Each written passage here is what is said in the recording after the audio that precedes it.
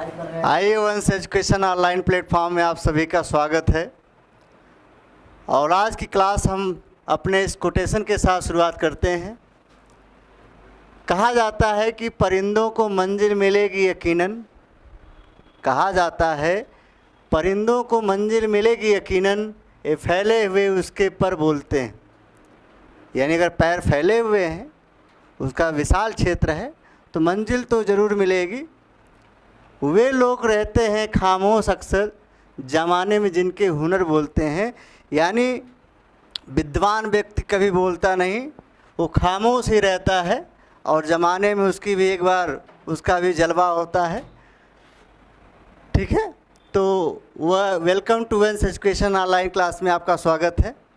और this is Sudhakar Rao, आपकी आज क्लास लेके आए हुए हैं बायोलॉजी से, genetic of inheritance and variations, जिसमें से आपने ग्रेगर जॉन मेंडल के 3 लॉ को आपने देख लिया है और इस सारे टॉपिक्स को आपने पढ़ भी लिया है। और आज की जो शुरुआत होगी, जिस टॉपिक से शुरुआत होगी, एक मॉडर्न जेनेटिक्स में आप इसका सबसे बड़ा रोल जानते हैं, जिसको आप कहते हैं लिंकेज। तो हमारी आज की जो टॉपिक है वो लिंकेज से हम लोग शुरुआत करेंगे। किससे शुरुआत होगी? लिंकेज।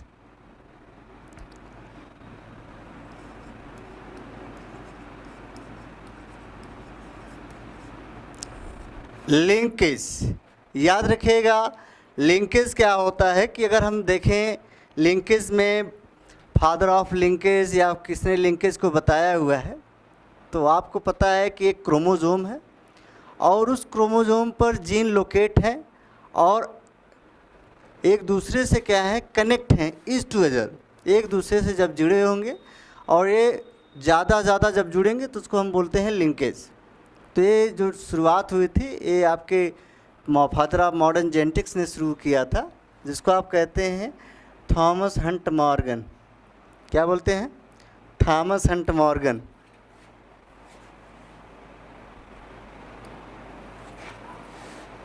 ठीक है, थॉमस हंट मॉर्गन की शुरुआत होगी।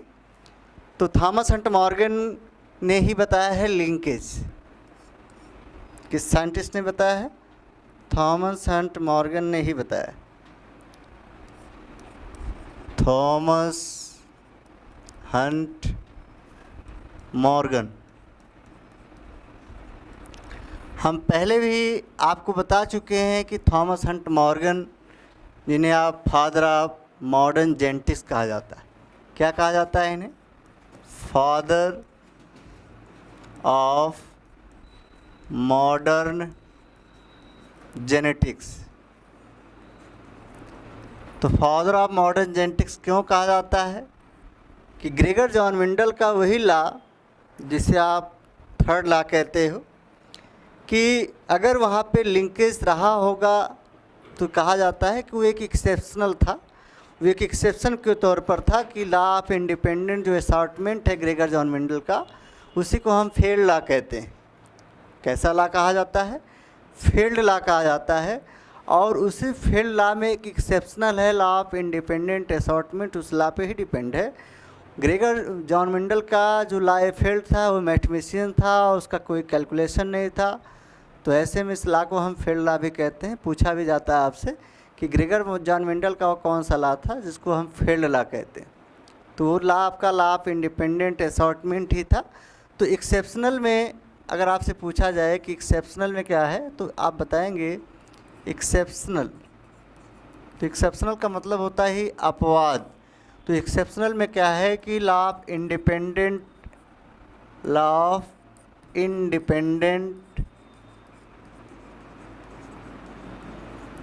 एंड असॉर्टमेंट, ये जो लॉ है ग्रेगर जॉन मेंडल का, इसको फेल्ड लॉ कहा जाता है। और फेल्ड लॉ के बाद जब इसकी शुरुआत किए आपके थॉमस हंट मॉर्गन जी ने जब शुरुआत किया इस लॉ को, तो इस लॉ में बताया कि भाई अगर मान लीजिए थॉमस हंट मॉर्गन एक्सपेरिमेंट करना शुरू किए होंगे,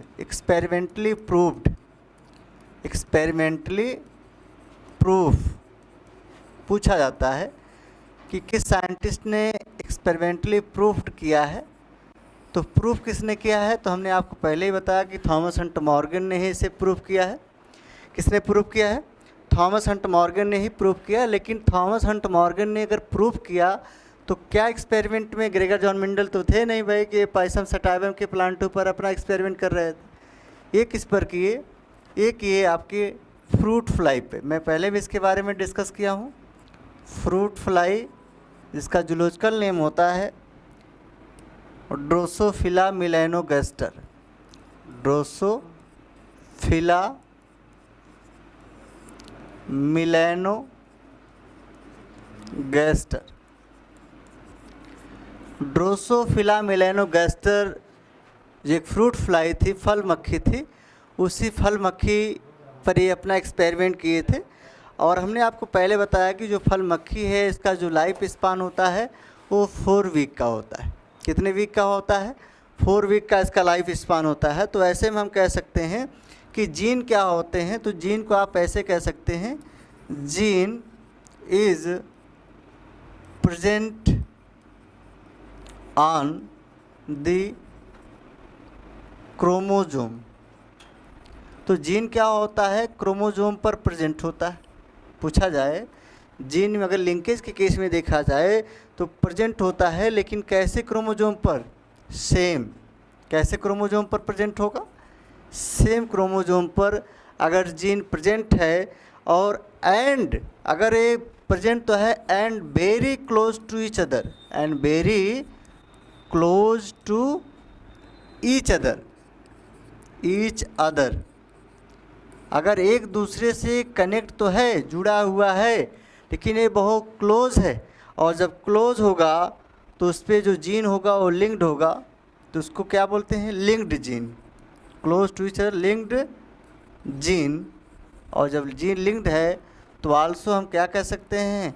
also called linkage. Also called linkage. तो मेरी बात आपको समझ में आ रही होगी कि अगर आपसे कोई पूछे लिंकेज क्या होता है तो आप बताएंगे gene is present on the same chromosome and very close to each other link gene also called linkage. यानी जो लिंक जीन होगा वो बहुत एक क्लोज होगा, जुड़ा होगा, एक ही सेम क्रोमोजोम पर जुड़ा होगा, जिसको हम बोलते हैं लिंकेज। क्या बोलेंगे? लिंकेज। और एक ऐसे भी हम डिफिनीशन कह सकते हैं, all linked gene are synthetic gene. अगर सभी जीनों को हम एक प्लेस पे लिंक करते हैं तो उसको हम सिंथेटिक जीन कह सकते हैं। ऐसे कह सकते हैं ऑल। तो हम इसको अगले स्लाइड में लिखते हैं, लिखेंगे कि all linked gene, all linked gene is synthetic. क्या कहेंगे उसे? सभी जितने भी जीन लिंक को होंगे सभी जीनों को क्या कहा जाता है? सिंथेटिक जीन कहा जाता है। कैसा जीन कहा जाता है? सिंथेटिक जीन कहा जाता है। बट जितने भी सिंथेटिक जीन होते हैं वो लिंक नहीं होते। But all synthetic gene is not linked, तो याद रखिएगा कि सभी जीन क्या होंगे? लिंक्ड होंगे, लेकिन सभी ऑल सिंथेटिक जीन लिंक हैं, लेकिन सभी ऑल जीन लिंक्ड है उसे हम सिंथेटिक कह सकते हैं, या सभी सिंथेटिक जीन लिंक्ड नहीं होते। तो ऐसे में आइए हम देखते हैं कि लॉ ऑफ इंडिपेंडेंट असॉर्टमेंट की बात हो रही है। तो independent assortment,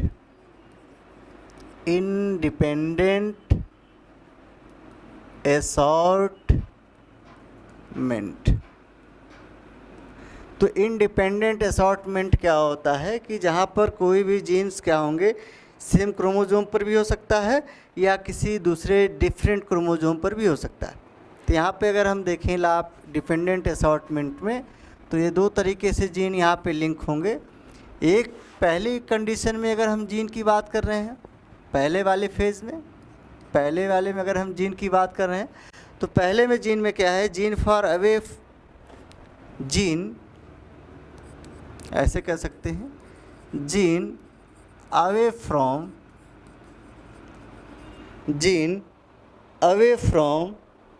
each other, away from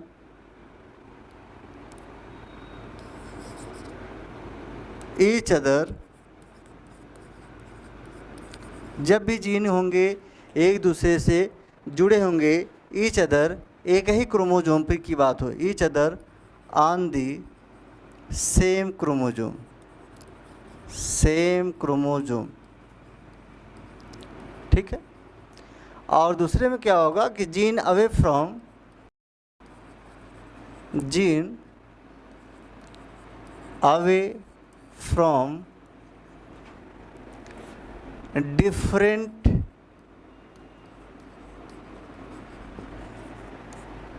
chromosome. यहाँ पे जीन क्या होंगे, डिफरेंट क्रोमोजोम पर दिखेंगे। तो अगर हम इसको समझते हैं कि एक क्रोमोजोम, मान लीजिए सपोज़ आपको क्रोमोजोम की बात कर लें, तो जैसे अगर मान लीजिए कोई क्रोमोजोम है, हम पहले फेज़ की बात कर रहे हैं, तो पहले फेज़ में आप देखेंगे कि ये सेंट्रोमियर है, आप सबको पता है। और इस सेंट्रोमियर से क्या लगे होते हैं, क्रोमैटिड, इसको हम क्या बोलते हैं, क्रोमैटिड बोलते हैं। और इस क्रोमैटिड के अंदर जब हमारे फाइन हेयर लाइक स्ट्रक्चर आपको दिखेंगे, तो इसको आप सब बोलते हो कि ये डीएनए, क्या बोलते हो, डीएनए। तो ये आपको दिख रहा होगा कि एक क्रोमोजोम कंप्लीट है आपका, और इस क्रोमोजोम पे जो जीन होंगे, दोनों जीन में आप देखेंगे कि एक जीन ये हो गया, और दूसरा जीन मैं आपको इसके बगल में ही बना देता हूँ। जैसे मान लीजिए ये आपका जीन क्रोमोजोम है, और इस क्रोमोजोम के अंदर भी डीएनए है, यानी डीएनए रहेगा तब तो क्रोमोजोम होगा, अदरवाइज क्रोमोजोम नहीं होगा, ठीक। तो पहले हम इसको ही समझते हैं कि जो एक क्रोमोजोम आपको दिख रहे हैं, इन क्रोमोजोम पे हमने कहा है कि gene away from each other on the same chromosome. Gene क्या होंगे, अलग तो होंगे लेकिन सेम क्रोमोजोम पर होंगे। और सेम क्रोमोजोम की बात करें, अगर मान लीजिए कोई क्रोमोजोम आपका ए जीन यहाँ पर है, बी जीन यहाँ है, this is a dominant of gene. But इसका अगर हम रिसेसिव जीन कहें, तो इसका रिसेसिव दूसरे वाले जीन पर, अगर यहाँ पर आपका एक रिसेसिव जीन है, अगर यहाँ पर इसका रिसेसिव फॉर्म होगा तो यहाँ ए होगा, और यहाँ क्या होगा, बी होगा। तो ये क्या है कि gene away from each other on the same chromosome, एक ही क्रोमोजोम पे सारी चीज़ें आपको दिख रही हैं। लेकिन दूसरे वाले केस में आप देखेंगे कि डिफरेंट क्रोमोजोम, किस पे हैं, डिफरेंट क्रोमोजोम है। बस फ़र्क क्या होगा कि ये मान लीजिए अगर इसका डिफरेंट हमको बनाना है, डिफरेंट में आपको जानना है कि ये मान लीजिए क्रोमोजोम है और ये सेंट्रोमियर से लगे होते हैं, किससे लगे होंगे, सेंट्रोमियर से लगे हैं। अगर एक क्रोमोजोम इसमें आपको दिख रहा होगा कि ए है, तो इसमें क्या होगा, बी होगा। यानी ये डिफरेंट क्रोमोजोम पे दिखेंगे, ना कि सेम। इस पर तो सेम पे ही दिख रहा है, अगर एक जीन यहाँ है ए है तो दूसरा जीन क्या है, बी है, लेकिन क्रोमोजोम कैसा है, सेम है। और अगर एक जीन आपका यहाँ पर है और दूसरा एक, चाहे वो आपका डोमिनेंट केस में हो चाहे वो रिसेसिव केस में हो, हर जगह पे आप दिख रहा होगा कि सेम क्रोमोजोम पर है। लेकिन यहाँ पे क्या है कि अगर जीन एक क्रोमोजोम पर ए है, दूसरे क्रोमोजोम पर बी है, तो इसको हम कहते हैं डिफरेंट क्रोमोजोम। तो यहाँ पर भी आप बता सकते हैं, कुछ ऐसे भी बना सकते हैं, समझा सकते हैं। तो ये आपका ग्रेगर जॉन मेंडल जी यही नहीं समझा पा रहे थे। तो यहाँ पर अगर ए है तो दूसरे वाले क्रोमोजोम के अंदर आप देखेंगे कुछ ऐसे होगा, ठीक है, यहाँ भी होगा।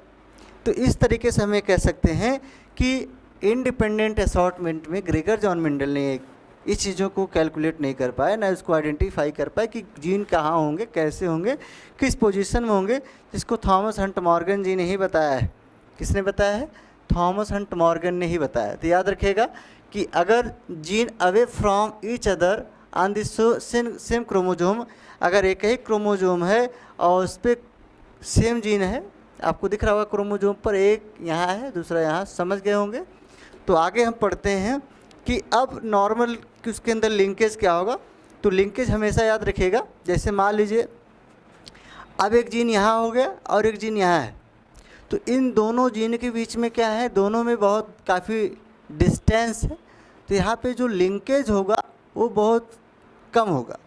इतने जीन पास पास होंगे। मैंने आपको पहले बताया जीन कैसे होंगे, जब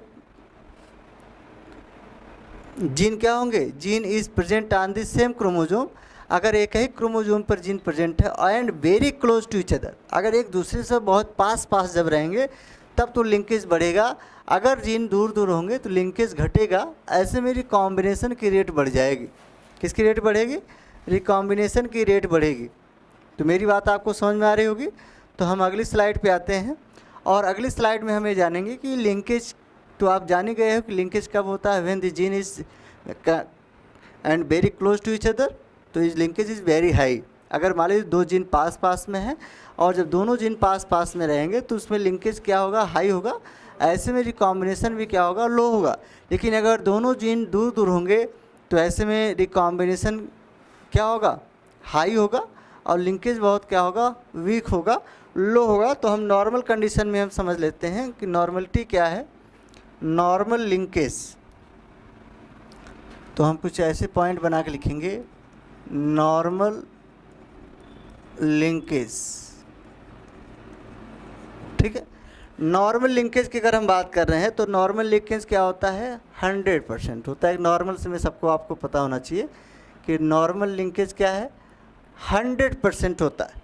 कैसा होगा, 100% जीन होगा।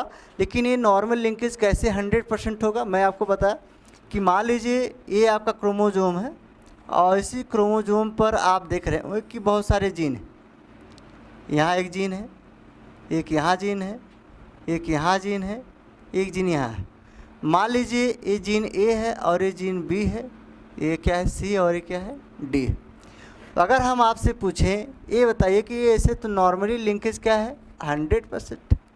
तो नॉर्मली जब जीन लिंकेज 100% होगा तो आपसे पूछा जाएगा कि जो जीन ए है और जीन बी है इसके बीच में रिकॉम्बिनेशन कैसा होगा, ए और डी के बीच में रिकॉम्बिनेशन कैसा होगा, या लिंकेज कैसा होगा।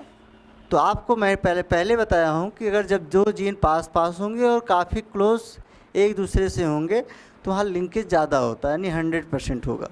और तो इसका मतलब क्या है, when gene is completely linked, जब ज़्यादा से ज़्यादा यहाँ जीन क्या होंगे, लिंक्ड होंगे एक दूसरे से, तो उसमें लिंकेज क्या होगा, 100% होगा।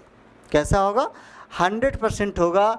अगर ये जीन इससे कांटेक्ट में रहता है, इसका इससे जब इसका रिलेशन होगा लिंकेज का, तो ये काफ़ी दूर दूर होंगे, और जब ज़्यादा दूर होंगे तो लिंकेज क्या होगा, कम होगा, और रिकॉम्बिनेशन की रेट क्या होगी, हाई होगी।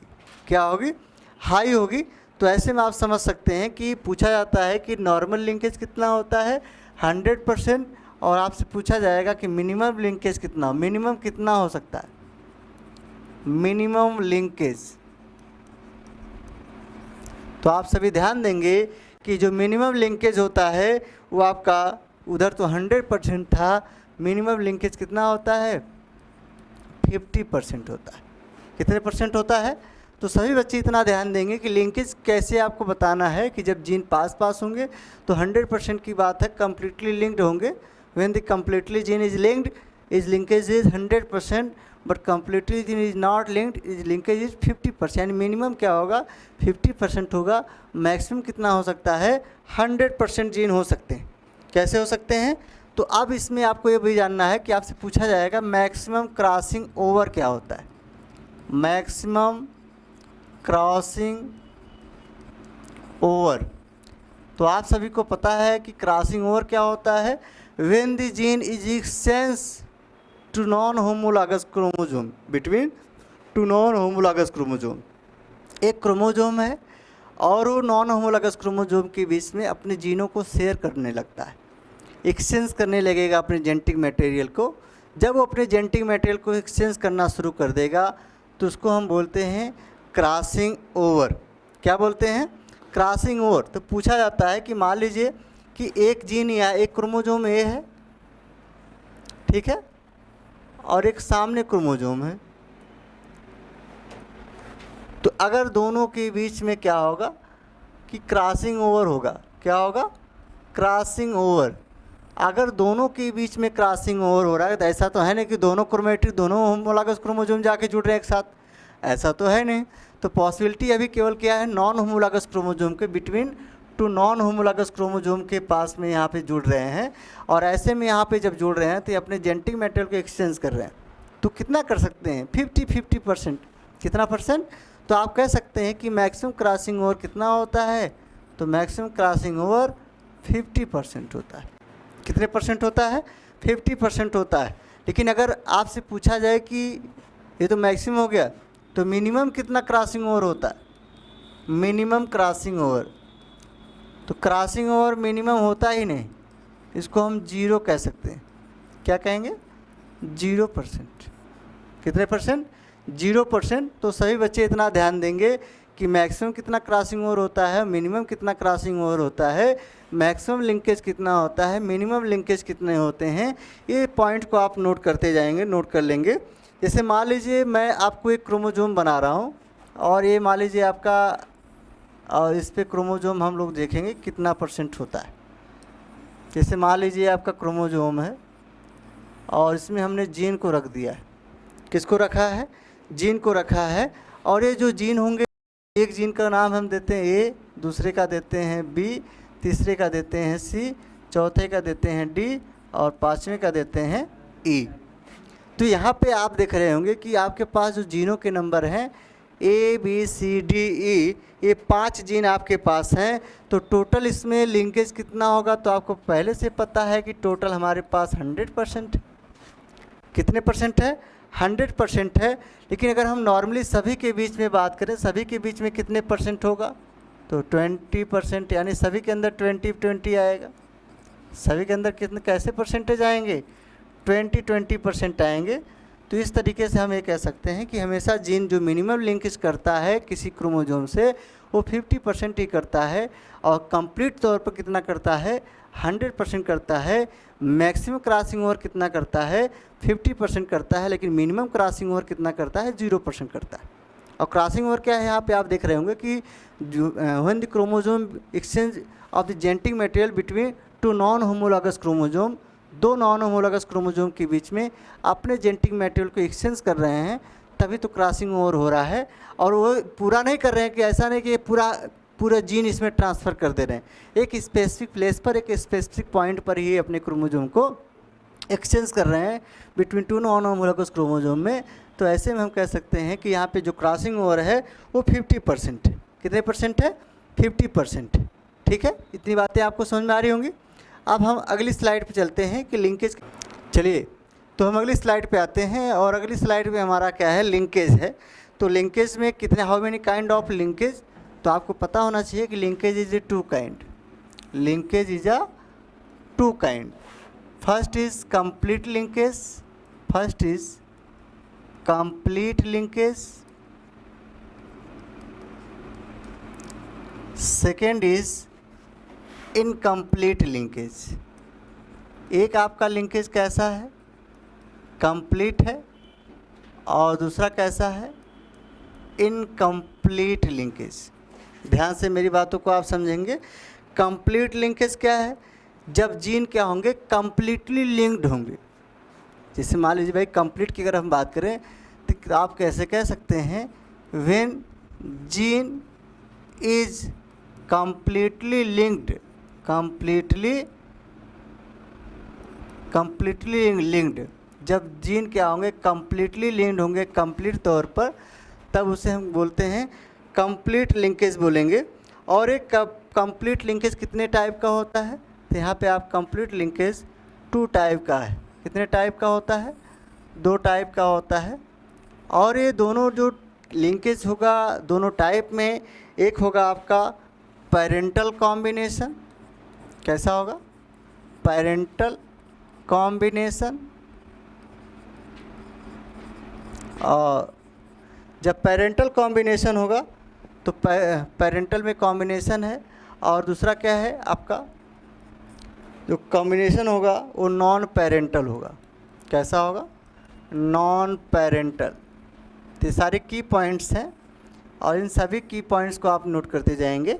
तो ध्यान देंगे कि सीबीएसई के आप स्टूडेंट्स हो तो सीबीएसई के स्टूडेंट्स हमेशा ये बातों को याद रखेंगे कि उनके जो राइटिंग्स होते हैं एग्ज़ाम में वो मैक्सिमली वो की पॉइंट्स को ही मेंशन करेंगे तो उनके लिए ज़्यादा बेहतर होगा, अदरवाइज़ अदर चीज़ों से वो बचें जिससे उनके मार्क्स अच्छे आए। तो हमेशा याद रखें की पॉइंट्स आपको ही मेंशन करना है।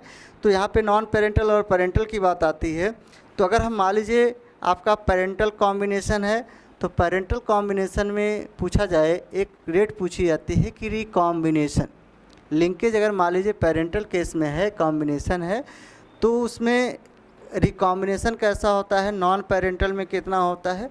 तो आप याद रखिएगा पेरेंटल कॉम्बिनेशन में हमेशा रिकॉम्बिनेशन 100% होता है। कैसा होता है?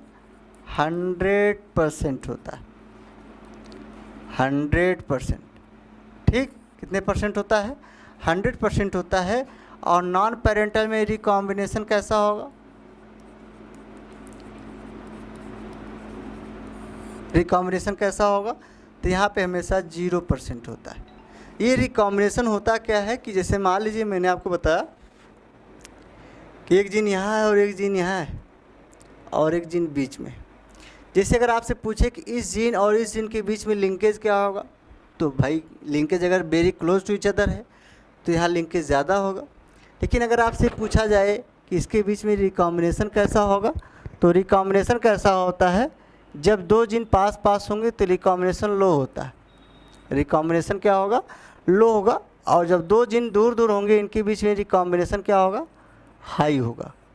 ठीक है, ये भी आप नोट कर लेंगे कि रिकॉम्बिनेशन क्या होता है और लिंकेज क्या होता है। When the gene is very close to each other linkage is very high but recombination is very low.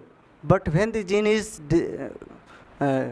Distance पे अगर दो जीन होंगे दूर दूर पे होंगे तो उनके बीच में लिंकेज क्या होगा? वीक होगा, but recombination is very high होगा। तो ऐसे में हम कह सकते हैं कि लिंकेज और रिकॉम्बिनेशन। ठीक है, तो ये मेरी बात, इसको आप देख लीजिए एक बार। तो आइए मैं थोड़ा सा आपको बता दूं। इनकम्प्लीट लिंकेज, कैसा लिंकेज? Incomplete linkage. तो इनकम्प्लीट लिंकेज क्या होता है कि जहाँ पर क्रॉसिंग ओवर हो, क्या हो? Crossing over. तो क्रॉसिंग ओवर आपको पता है कम्प्लीटली तो होगा नहीं, इनकम्प्लीटली है भाई, 50% की बात हो रही है ना कि 100% की बात हो रही है। तो ऐसे में हम कह सकते हैं कि क्रॉसिंग ओवर कैसा होता है?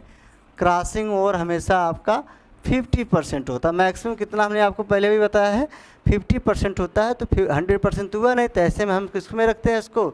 इनकम्प्लीट लिंकेज में रखेंगे। किस में रखेंगे? इनकम्प्लीट लिंकेज में रखेंगे। तो यहाँ पे आपसे पूछा जाएगा कि अगर क्रॉसिंग हो भी रहा है पेरेंटल और नॉन पेरेंटल में, कितना, किसमें किसमें? पेरेंटल पूछेगा या तो नॉन पेरेंटल पूछेगा। दूसरा क्या है? Non parental. तो हमेशा याद रखिएगा चाहे वो पेरेंटल हो या नॉन पेरेंटल हो तो क्रॉसिंग ओवर दोनों में 50-50% होता है। कितने परसेंट? 50% होता है। ठीक है, इस पॉइंट को आप सब लोग नोट कर लेंगे। ठीक है, तो नोट कर लिया होगा। तो हमने अगली स्लाइड पे लिया आपको, और अगली स्लाइड पे हम ऐसे कह सकते हैं कि इंडिपेंडेंट असॉर्टमेंट में अगर मान लीजिए ये सब चीज़ें ग्रेगर जॉन मेंडल की थी, ये सब फील्ड था, तो फील्ड लॉ में सारी चीज़ें आपको इंक्लूड्स थी। और हम लिंकेज में अगर आ गए हैं तो लिंकेज आगे कैसे, इसको हम क्रॉसिंग से कैसे समझेंगे?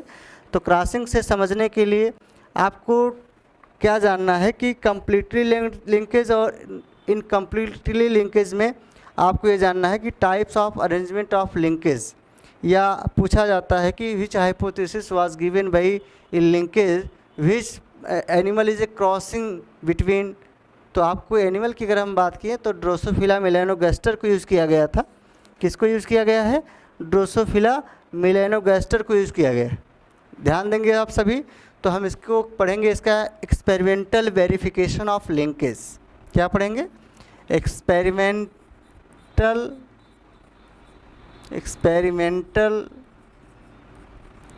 वेरिफिकेशन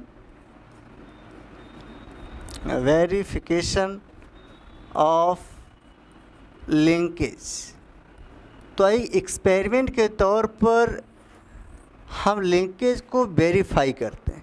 किसको करते हैं भाई? लिंकेज को वेरीफाई करते हैं। तो आपको पहले से ही पता है कि गिवन कौन दिया है? तो given by T.H. Morgan, TH. Morgan ने दिया है। किसने दिया है भाई? टी.एच. मॉर्गन ने दिया है। किस पे एक्सपेरिमेंट किए थे? तो आपको मैं पहले बताया हूँ कि ड्रोसोफिला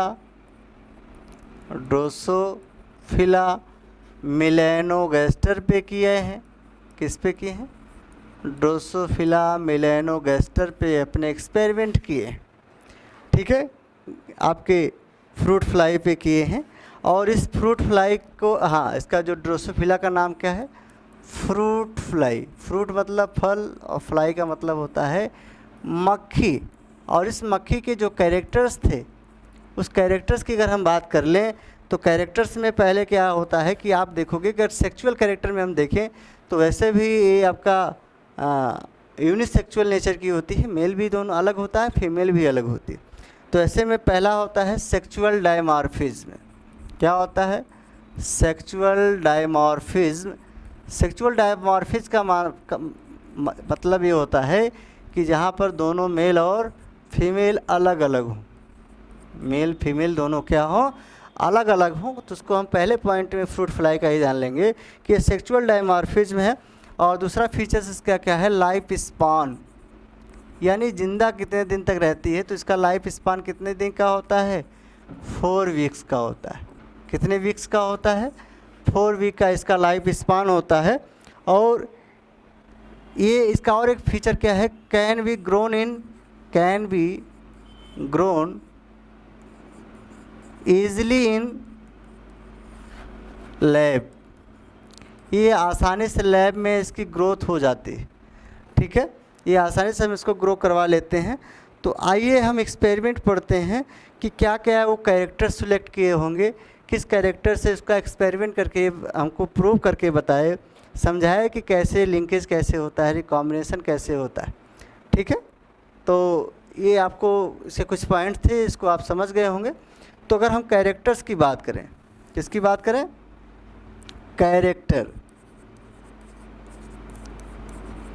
भाई कैरेक्टर की बात करें तो कैरेक्टर तो भाई अगर देखा जाए तो यहाँ पे जो कैरेक्टर लिए गए थे वो क्या था? Body colour. भाई ग्रेगर जॉन मेंडल का जो लॉ ऑफ इंडिपेंडेंट असॉर्टमेंट है वहाँ भी आपने 2 कैरेक्टर लिया था, एक शेप ऑफ सीड का लिया था, दूसरा कलर ऑफ सीड का लिया था। तो ऐसे में वहाँ पे भी आपके कैरेक्टर्स थे। और यहाँ पर भी थॉमस हंट मॉर्गन ने उसी एक्सपेरिमेंट को एनालिसिस कर रहे थे। तो उस एनालिसिस एक्सपेरिमेंट में भी 2 कैरेक्टर के यहाँ पे सिलेक्ट किया गया है। पहला है आपका बॉडी कलर है और दूसरा जो कैरेक्टर्स है वो आई कलर है। पहला क्या है? बॉडी कलर और दूसरा कैरेक्टर्स क्या है? आई कलर है। यानी किसका आई? इस मक्खी का आई और उसकी बॉडी का कलर। 2 कलर को यहाँ पे सिलेक्ट किया गया है। और जो ये कैरेक्टर सिलेक्ट हैं वो जीन पे सिलेक्ट हैं। किस पे लिंक्ड है? जीन पर। और जो लिंक क्रोमोजोम है वो कौन सा है जिस पे लिंक्ड है? वो है आपका एक्स क्रोमोजोम। किस पे है? एक्स क्रोमोजोम पर ये लिंक्ड है। ठीक है, तो आइए हम एक्सपेरिमेंटल में देखते हैं हमारे पास क्या है। बॉडी कलर है और बॉडी कलर में के साथ साथ उसकी आँख का कलर भी अलग हो। तो देखिए, तो पहले हम देखते हैं पहले क्या है? Body colour. पहले क्या है? Body colour. तो बॉडी कलर को देख लेते हैं। तो बॉडी कलर में आपके पास 2 कलर है, ध्यान दीजिएगा। बॉडी कलर में एक बॉडी क्या है? ब्राउन बॉडी है। कैसी बॉडी है? ब्राउन बॉडी है। और दूसरी बॉडी कैसी है? येलो बॉडी है। कैसी बॉडी है? येलो। तो पूछा जाएगा कि यहाँ पे जो बॉडी कलर में लिया गया है कैरेक्टर, एक क्या लिया गया है? एक ब्राउन बॉडी ली गई है और दूसरा बॉडी कैसी ली गई है? येलो। और आई कलर है, दूसरी तरफ क्या है? आई कलर है। ठीक है, तो आई कलर में 2 आई कलर होगा। एक तो रेड आई होगी। कैसी आई होगी? रेड आई होगी। भाई आई के कलर में भी तो आंखें अलग अलग होंगी। एक रेड आई होगी, दूसरा कैसी होगी? वाइट आई। तो आपसे पूछा जाता है कि अब इनमें से जो कैरेक्टर से आपने ग्रेगर थॉमस हंट मॉर्गन ने यूज़ किया है उस कैरेक्टर को यहाँ पे आप पढ़ेंगे। तो पहला हमको एक्सपेरिमेंट किससे करवाना है? थोड़ा सा इनका जो क्रॉस है वो जीन पे ही, वो क्रोमोजोम पर ही होने वाला है। और ऐसा नहीं कि किसी के बीच में हम क्रॉस करवा रहे हैं ग्रेगर जॉन मेंडल के अकॉर्डिंग। यहाँ पे क्रोमोजोम के अकॉर्डिंग ही चल रहा है। किस पे चल रहा है? क्रोमोजोम पर ही चलेगा, क्रोमोजोम के जीनों पर चलेगा। तो पहले हमको क्या लेना है कि मेल लेना है, पहले हमको क्या लेना है? वाइल्ड टाइप लेना है। क्या लेना है? Wild type. तो वाइल्ड टाइप में आपको क्या रखना है? मेल रखना है। क्या रखना है? मेल रखना है। और ये हमेशा डोमिनेंट केस में रहेंगे। किस केस में रहेंगे? डोमिनेंट में रहेंगे। और जो दूसरा हमारे पास है वो रिसेसिव केस में रहेगा। तो जो फीमेल है वो क्या होगा? फीमेल जो होगी, फीमेल हमेशा किस में होगी? रिसेसिव में होगी। किस में होगी? रिसेसिव केस में होगी। किस केस में होगी? रिसेसिव केस में होगी। तो हमने क्या लिया कि ब्राउन बॉडी ले लिया है। पहले एक्सपेरिमेंट में हम क्या लेंगे? Brown body. तो बॉडी हमने क्या सिलेक्ट कर लिया है कलर में? ब्राउन बॉडी को हमने ले लिया। और आंखें हमने कैसी ले ली? एंड आंखें कैसी ली हैं? ब्राउन बॉडी एंड रेड आई। ये डोमिनेंट केस है। ये कैसा केस है? डोमिनेंट केस है। और रिसेसिव केस में क्या होता है कि येलो बॉडी। रिसेसिव केस में क्या होगा कि येलो बॉडी एंड वाइट आई। तो वाइट आई। तो ये आप समझ गए होंगे कि अगर डोमिनेंट केस में क्या लिया जाता है तो ये भी आपका डोमिनेंट है। ठीक है, ये भी क्या है? डोमिनेंट है। ये भी आपका डोमिनेंट है। ये आपका भी क्या है? रिसेसिव है। ये भी क्या है? इसमें रिसेसिव है। ठीक है, तो हमने क्या सिलेक्ट किया है? डोमिनेंट केस में वाइल्ड टाइप में ब्राउन बॉडी, रेड आई, येलो बॉडी और वाइट आई। ये दो ड्रोसोफिला मेलानोगास्टर के कैरेक्टर्स को लिया गया है। तो ड्रोसोफिला जो कैरेक्टर्स है तो यहाँ पे हम दिखाएंगे कैसे कि हमारे पास, ध्यान दीजिए, तो हमारे पास क्या है? कुछ जीन्स हैं और उस जीनों पर हमारे एक्सपेरिमेंट होंगे। और एक्सपेरिमेंट आपका क्या होगा? मान लीजिए ये आपका एक क्रोमोजोम है कुछ इस टाइप से। ठीक है, एक क्रोमोजोम आपका है और दूसरा क्रोमोजोम आपका इस टाइप से। ठीक है, यहाँ पे आपका क्या होगा? ब्राउन बॉडी, क्या हो गया ये? ब्राउन बॉडी और रेड आई। कैसी हो गई? ब्राउन बॉडी और रेड आई हो गई। और हमारे पास दूसरे में क्या है कि आपके पास इधर है क्या है? येलो बॉडी है, वाइट आई है। कैसी है?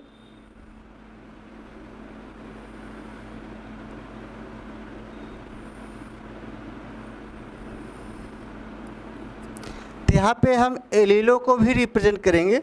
तो एलीलों को हम जब रिप्रेजेंट करें, मान लीजिए एक क्रोमोजोम आपका एक्स है और ये मान लीजिए आपका क्रोमोजोम क्या है? वाई। क्या है? वाई। तो दोनों केस में ऐसे होगा, यहाँ पर भी एक्स क्रोमोजोम होगा और क्या होगा? वाई होगा। तो ऐसे में अगर मान लीजिए हमको क्रोमोजोम की बात कर रहे हैं तो क्रोमोजोम में ए भी आपका फीमेल है, ए भी आपका फीमेल है, ए मेल है, आपका मेल कैरेक्टर्स में आ रहे हैं। तो यहाँ पे हमको जो जीनों को रिप्रेजेंट करना है, जो इसके एलीलों को बताना है, वो किससे रिप्रेजेंट करेंगे? उस जैसे मान लीजिए यहाँ पर एक जीन है। ठीक है, यहाँ पे एक जीन है और एक जीन यहाँ है। दोनों जीन पास पास में हैं और एक को हम Y+ और दूसरे को W+। तो Y+ और W+ का मतलब ही होता है डोमिनेंट केस ऑफ एलील। यहाँ पे जो एलील दिख रहे हैं वो कैसे कैरेक्टर्स में दिख रहे हैं? डोमिनेंट में दिख रहे हैं। तो डोमिनेंट ही वाला कैरेक्टर अपना एक्सप्रेसिव कैरेक्टर्स होता है। ठीक है, और रिसेसिव कैरेक्टर्स में अगर हम यहाँ पर हम देखेंगे तो यहाँ पर रिसेसिव केस में एक तरफ Y होगा, दूसरी तरफ क्या होगा? W होगा। क्या होगा? W होगा। जैसे मान लीजिए दो जीन यहाँ पर हैं, तो एक Y है और दूसरा क्या है? W। इस पर कोई प्लस नहीं है, यानी इसका क्या मतलब है? ये रिसेसिव है। क्या है? रिसेसिव है। तो नीचे वाले पर भी आप कह सकते हैं। ठीक है, इतनी बातें आपको समझ में आ रही होंगी।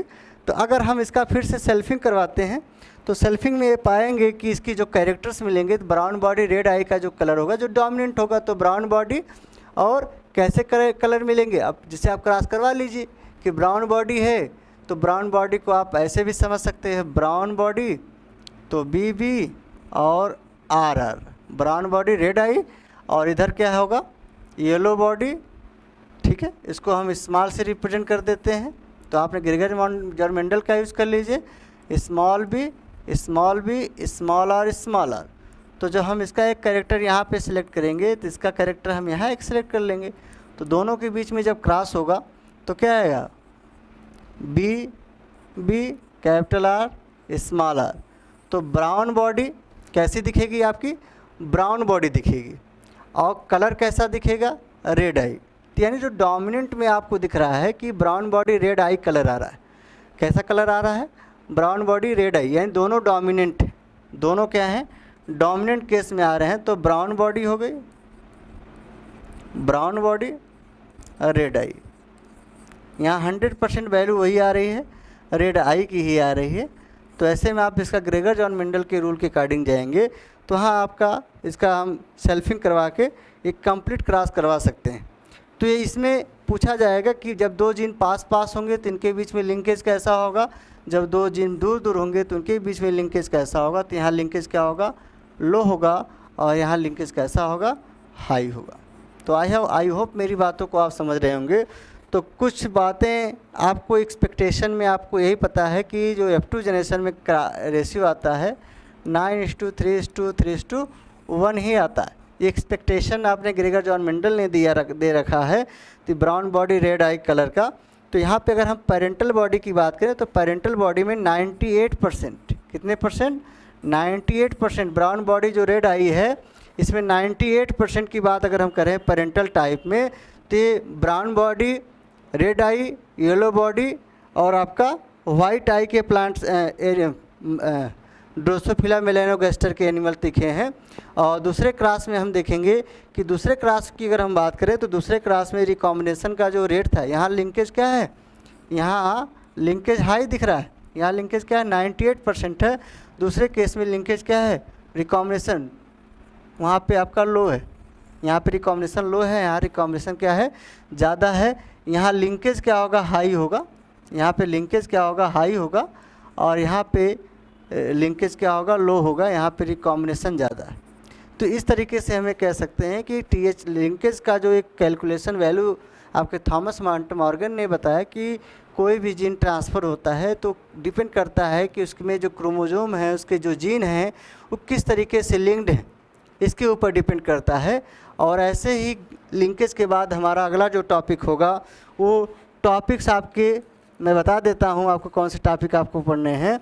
आपको पढ़ना है कि जो कुछ ग्रेगर जॉन मेंडल के डिसऑर्डर्स हैं जो कि लॉ पे बेस्ड हैं, जिसको हम एक्स लिंक्ड रिसेसिव डिसऑर्डर कह सकते हैं या सेक्स लिंक्ड रिसेसिव डिसऑर्डर कह सकते हैं। तो अगले वीडियो में हम वही पढ़ेंगे। तो वहाँ पे आपको NCERT में दे रखा है कि कौन कौन से आपको डिसऑर्डर पढ़ने हैं। तो पहला आपको वहाँ पे पढ़ना है हीमोफीलिया पढ़ना है, क्या पढ़ना है, हीमोफीलिया पढ़ना है। दूसरा आपको पढ़ना है सिकल सेल एनीमिया पढ़ना है, क्या पढ़ना है, सिकल सेल एनीमिया पढ़ना है। फिर तीसरा आपको क्या पढ़ना है, तीसरा आपको पढ़ना है फिनाइल कीटोनेरिया पढ़ना है, क्या पढ़ना है, फिनाइल कीटोनेरिया पढ़ना है। ठीक है, नेरिया है, नूरिया तो पहला जेनेटिकल डिसऑर्डर था। दूसरा है आपका थैलेसीमिया पढ़ना है, क्या पढ़ना है, थैलेसीमिया पढ़ना है। और पांचवा आप में अगर दिया होगा ठीक है, नहीं तो सिस्टिक फाइब्रोसिस, क्या है, सिस्टिक फाइब्रोसिस, ठीक, ये हम यहाँ पे पढ़ेंगे।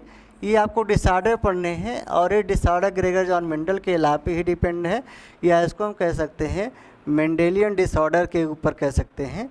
डिसऑर्डर में दो डिसऑर्डर हैं, मेंडेलियन डिसऑर्डर है, दूसरा क्रोमोसोमल डिसऑर्डर है। और मेंडेलियन डिसऑर्डर में दो डिसऑर्डर मिलेंगे, एक आपका एक्स लिंक्ड रिसेसिव डिसऑर्डर होता है और एक सेक्स लिंक्ड रिसेसिव डिसऑर्डर होता है। तो ये सारे अगले वीडियो में आपको मिलेंगे। तब तक के लिए हमारी वीडियो को ज़्यादा से ज़्यादा आप चैनल को सब्सक्राइब भी करिए, देखिए भी, लेकिन कमेंट में आप ये ज़रूर बताइए कि वीडियो कैसी लग रही है। आप उसको बताएंगे तो उसमें और भी चीज़ें इम्प्रूवमेंट होंगी। और चैनल में जब भी आपको पढ़ाया जाता है तो आप आके चैनल को देखें और ज़्यादा से ज़्यादा जुड़ने की कोशिश करें और जोड़ने की भी कोशिश करें। तब तक के लिए thank you all of you.